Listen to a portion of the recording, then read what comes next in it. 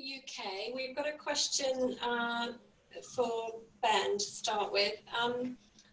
Does the business differ in the UK to the US, is the first question. Not that much. I guess it comes down to what you mean by what the business. In regards to business activities, it really requires the same efforts, the same activities. I've found that sometimes people will think that some of the barriers they face are unique to where they're from culturally. For example, we're British, so that means that maybe this concern relates to us, but it's harder here than in the States because of this issue or that issue. Maybe it's a cultural problem that holds us back. People don't like to be sold to, or we don't like to be salesmen and that type of thing.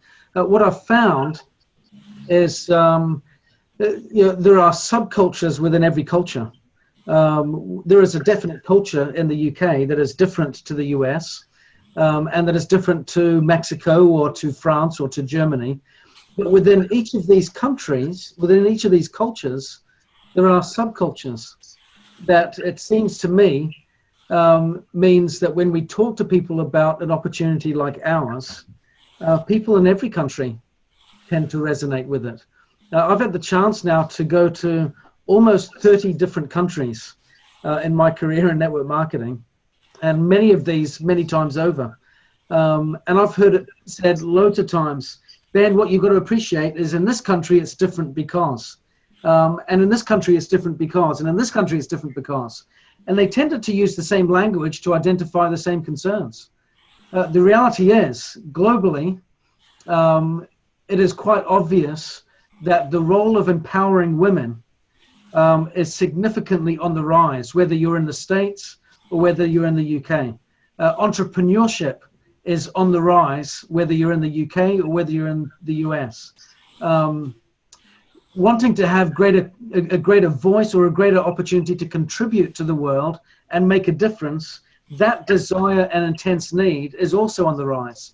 So we find that people, and this is the critical point, when we find those commonalities with people, what we then find is the vehicle that we can use to reach out to them, to help them engage in our business, because we offer solutions to those challenges.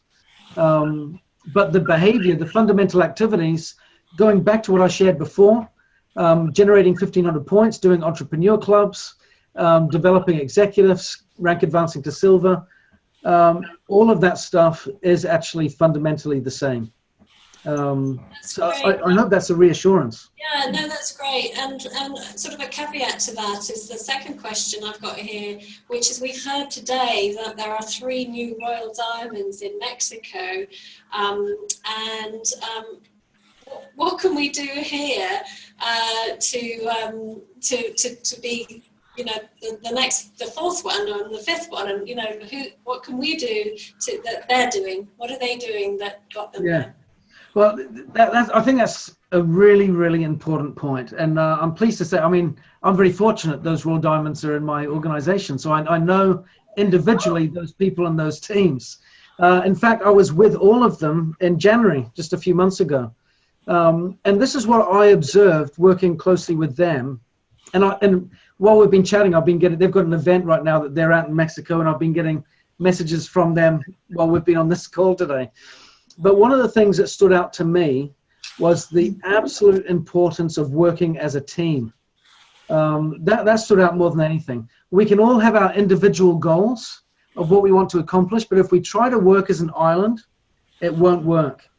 This business and the principle of duplication seems to thrive on teamwork. And integral to that teamwork, Mike DiMuccio and I were talking about this this morning, actually. Whilst I was lying in bed, I was kind of WhatsApping Mike in preparation for Orlando for the event we got next month. And the thing that we identified as well in Latin America with these groups was the role that recognition plays within the team. So there's 2 critical points, I think, if you want to get the results that they're getting. The first, really work together as a team in order to get your results and to support each other. That team effort cannot be overstated. And how do we build that team? How do we make that really work together? What is the glue that binds the team? It's recognition, celebration. We've got to, as team leaders, we've got to look for all of the opportunities that we can to give recognition to the successes and the results of our team. So if you're planning goals together, and if you just simply have that, my goal is to be the greatest cheerleader of my team that I can possibly be. If that is your goal, then work backwards from that and say, okay, if I'm going to be the cheerleader, what am I cheering? You're going to have to do it, do some planning there. What deserves recognition? Remember, what we recognize gets repeated. So in the principle of duplication, if you want certain things to get done over and over, make those your priority for recognizing that result in your team. So look for ways to celebrate, look for ways to cheer, look for ways to show off the successes of someone else. And if you do that, I think you'll create a very, very tight group. And from that, you'll get more activity. That's definitely what I've seen in Latin America. And we have another question which kind of, I suppose, does go with this line of questions, which is, does it matter to have many consultants in one town? We're obviously in Brighton here, and we've got a lovely team brewing locally, but obviously we all want to have a global business. So what's your thoughts on that, both of you? Let me ask Julie a question. Julie, have you heard the story Acres of Diamonds? Yes. Yeah. I think that story is really relevant. I'm not sure if you've heard of it before, but it's essentially a story about a man that goes on a journey. He meets someone that has amassed incredible wealth, and he travels the world in search of the same result, only to discover at the end of his journey, when he's sacrificed almost everything in his life to find this wealth, that everything he was looking for was in his back garden. These acres of diamonds that he went out and searched for were actually buried in his garden. What I would say, it's nice to have the international business, but it's really, really important to start where you're standing. The way we build internationally is if you happen to have leads or connections internationally. If you don't surrender all of the opportunity you've got here now in Brighton for pursuing something that might be out of reach somewhere else.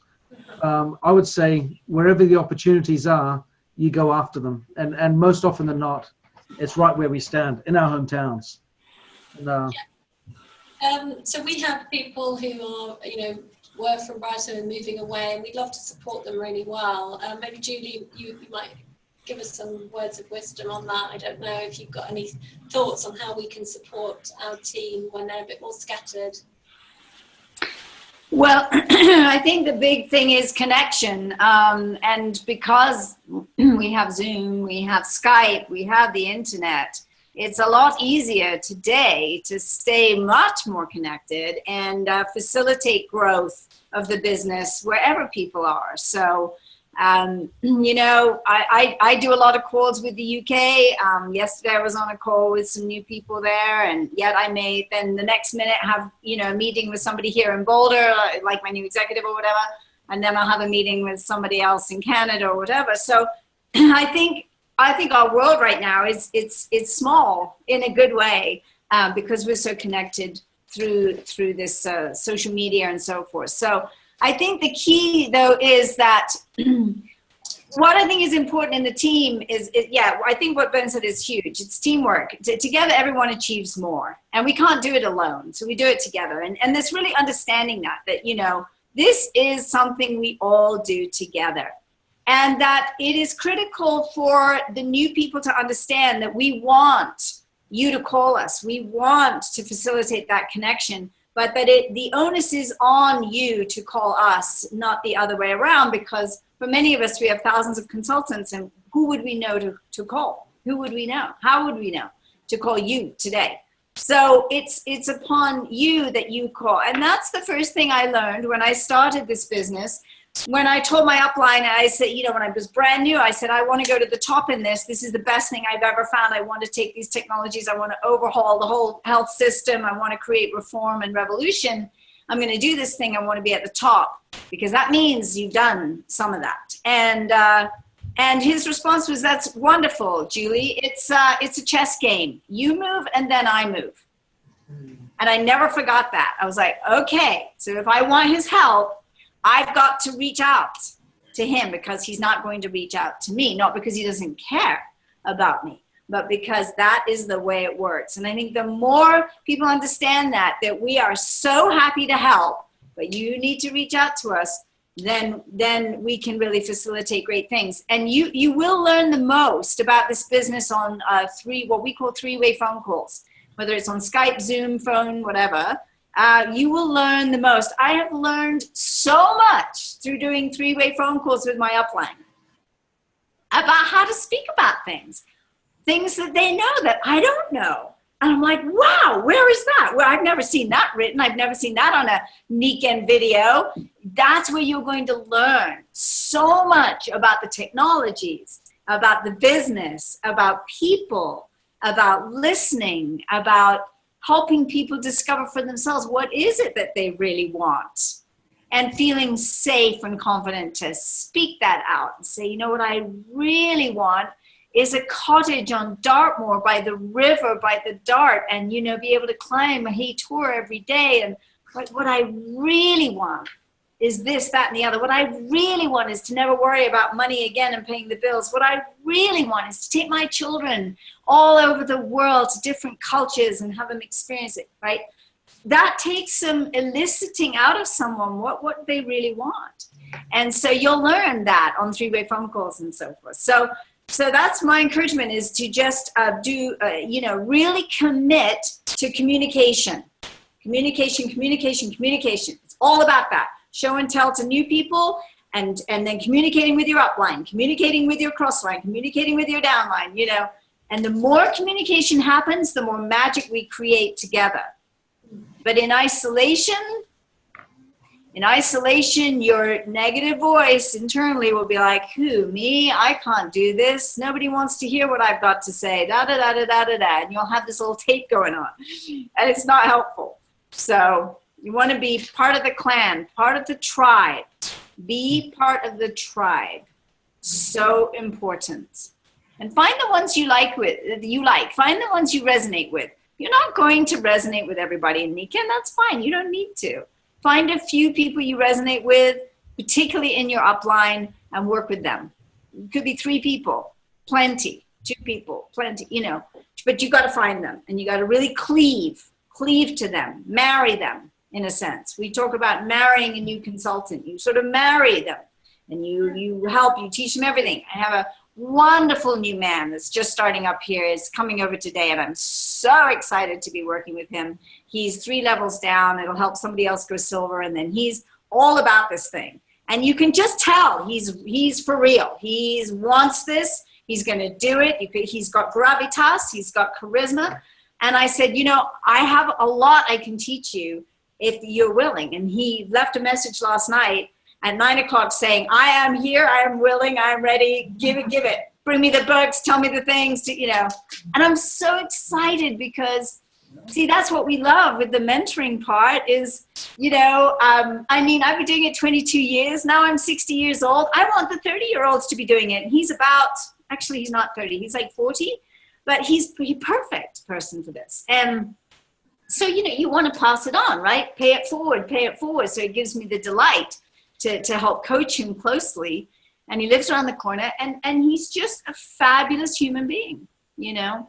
But what's interesting is that, you know, as great as our technologies are and our business is, and everything that we have to offer, what fascinated me was when I met with him the other evening, he asked me if I'd go out and meet with him and, you know, with a friend to celebrate this birthday. And he said, you know, Julie, I'm doing this because I trust you. I was so shocked. I was like, wow. I mean, don't you know that these technologies are incredible? Don't you know the miracle of Pine Bag water? Don't you know about the fifth element of life, electromagnetic fields? Don't you see what we've got? How huge? No, he's saying, I'm coming in and doing this because I trust you. And the reason I'm saying that to you now is that it is built on trust. Our whole business is built on trust. If they don't trust you, why are they going to follow you? Right? So that was, I mean, I really felt that. I really took that in my heart. Like, he trusts me. I better show up fully present for him because he's putting his faith in me. And that's a big thing, right? You don't want to let someone down when they put, you know, their faith in you. And I know Nikken will deliver for him so long as he works. You got to work. You got to do it. You can't just think it. You can't just want it. You got to do it. It's the Nike thing, you know, just do it. You got to do it. You've got to go out and talk with people. Find a way that works for you, works for them. So this was big, though, to hear that. It was just so moving to me. And then he said, I want to make a lot of money. I said, great, because he's a healer. He wants to heal. I said, fantastic, you can. He said, great. He said, and I want to make you a lot of money. And I thought that was so sweet. I was so touched. It's very rare that I've ever heard somebody say that. And I thought that is a wonderful thing, that he realizes that if he builds a huge business, I also will benefit, because Nikken will pay me, not him. Nikken will pay me, you know, if he builds something big. And I just thought, wow, his heart is in such a great place. And because of that, I'm sure he will be successful.